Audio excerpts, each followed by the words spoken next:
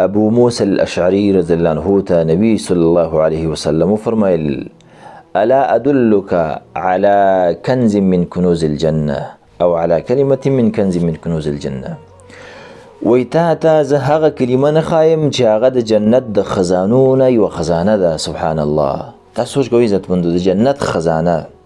په دنیا کې خلک وایي پلانکې د ملک د خزانې وزیر دی یا پلانکي سره خزانه ده. مطلب څه شی ده چې هغه سره دنیا ټول هغه قیمتي شی ده که نه.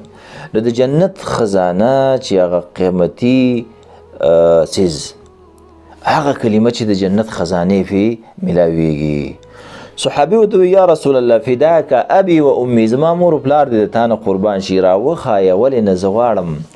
هغه ورته وویل اوس دا بس ډېره ګرانه وي؟ نه ډېره اسانه ده. وی لا حول ولا قوة الا بالله. دا د جنت خزانه ده عزتمندو. څومره مسلمانان به د دې نه ناخبره وي او څومره مسلمانانو ته به پته وي، اهمیت به ورته نه وي معلوم، ډېره به نه وي. او حال دا دی، دا اسانه ذکر دا د جنت خزانه ده. دا د جنت خزانه ده. د اوسه نه ته هغه ځان سره قابو کولی شي او هغه حاصلولی شي.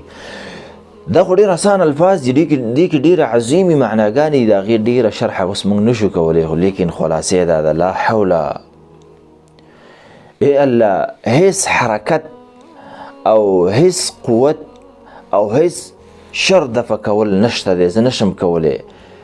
ولا قوته او هیڅ قسم قوت زما دپاره نشته دی چې زه خیر حاصل کم، هیڅ خیر زه حاصل کم الا بالله. یا الله صرف دا یوازې په تا سره دی.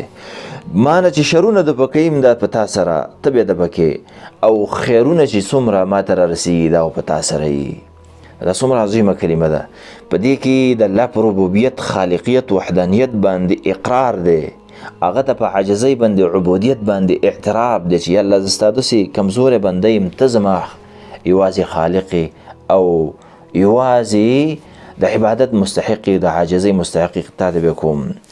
نو دا عظیمه کلمه ده د جنت د خزانو نه ده، لا حول ولا قوة الا بالله. اوس به یو مسلمان ورور سوال پیدا کېږي چې دا زه څونه ځلې ووایم. نو جواب دا دی عزتمند، د دې لپاره تحدید نشته. څومره چې وې، زر پیرې دي ویله، له زرې پیرې دي ویله، سل زرې پیرې دي ویله، سل پیرې دي ویله، څومره چې دي ویله څومره چې ستا وسي. ټیم هم ولا معلوم نه دی، هر وخت کې چې وې ویلی شي. لیکن دا دی چې موږ انسانان بیا دومره دغه نه لرو، دنیایي کار به کوو.